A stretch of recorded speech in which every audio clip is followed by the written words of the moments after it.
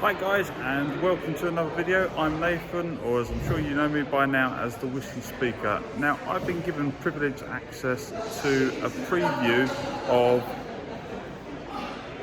yeah, you've guessed it, the Whisky Live London 2022, set in the Honourable Royal Barracks in Old Street in North London. As you can see just behind us, everyone's just getting ready and set up for a fantastic display. I'm just going to take you around and show you some of the displays that they have, and hopefully this may encourage you, if you haven't got tickets already, to maybe come and have a look on another occasion. So just behind us we've got Milroy's of Soho, and of course any serious whisky aficionado, or even the curious amongst us, the Whisky magazine, which is the main centre of publications of talking everything and anything about whisky.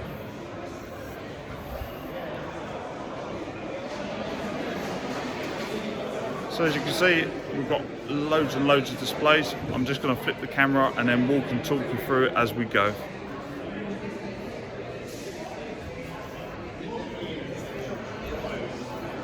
As ever, fantastically enough, we end up having a massive array of whiskies, everything from, once again, Waterford's, which was seen recently, and you've also got Mossburn, who are in the process of opening up their own distillery on Islay, I believe.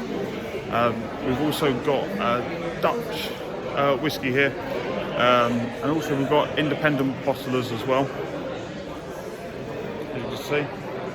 There's Mossburn's range, independently bottling at the moment, but obviously online to make enough profit to help boost the finished distillery on Islay.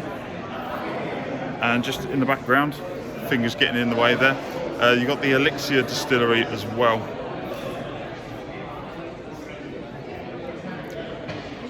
If you do really get a chance, then I would honestly recommend that you do come and try one of these out. The value for a ticket is pretty good, and what you spend on the price of one ticket is probably the equivalent of a bottle of whiskey. Yeah, as you can see just behind me here, we've got the Cotswolds English whiskey. I'm a bit of a fan of that myself, I'm not going to lie. Another whiskey just behind us, the Celtic's Whisky Distillery. I'll be honest, I have not tried them before, so it'd be interesting to see what they have on offer.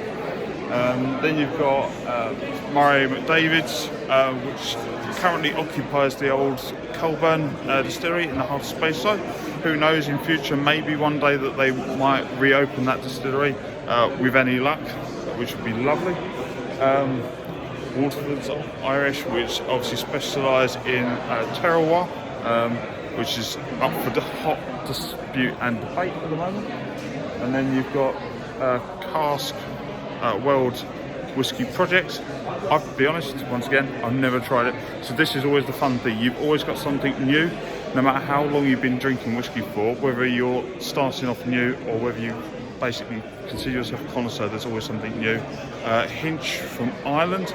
At the moment they're sourcing whiskies from around Ireland until their whiskey becomes of age. And Titanic Distillery, once again, really new, really exciting products that they're hoping to bring online as soon as possible, and it's connected with where the ship was actually made all them years ago, which is a nice little homage. Glengoyne, that's a lot of people's favourites, also known as, I believe, correct me if I'm wrong, also known as the Teapot Malt. Tamdhu, just over here as well. Once again, never tried it. I've seen enough bottles, I own a few bottles, but I've never actually had the privilege of actually opening any yet. And then we've got some interesting ones behind us, once again, that are from abroad. It's interesting that obviously with the world phenomenon of whisky taking off the way it has, how whisky from other countries has started to take on its own interpretation.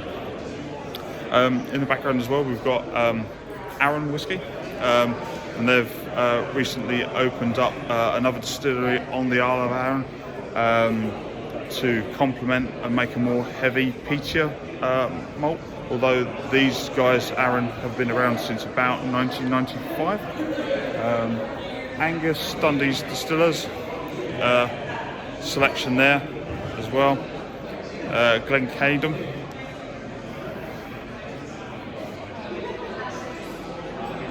Interestingly enough as well, you've got the Cardrona, hopefully I'm pronouncing that right, New Zealand whiskey. I'm really super excited about that, to see what they've actually got in store. And as I was saying, world whiskies, or what they call new world whiskies until they become big enough.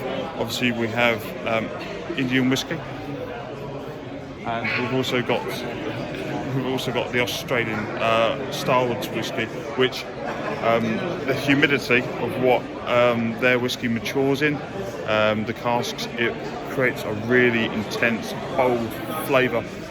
If you haven't tried it, I really would recommend it.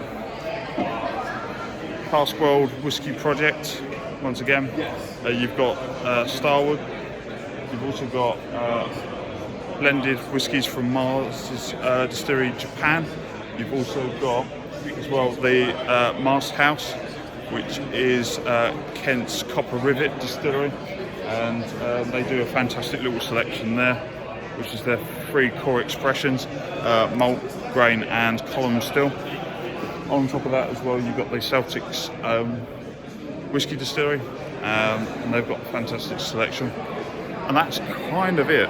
Although it seems like a very small room, it will take you a good time to get round what's being here on offer. The guys, having previously spoken to some of them behind the scenes here, they really do know their stuff. And I'm a little bit of a devil because I always try and ask the questions that I think might catch them out.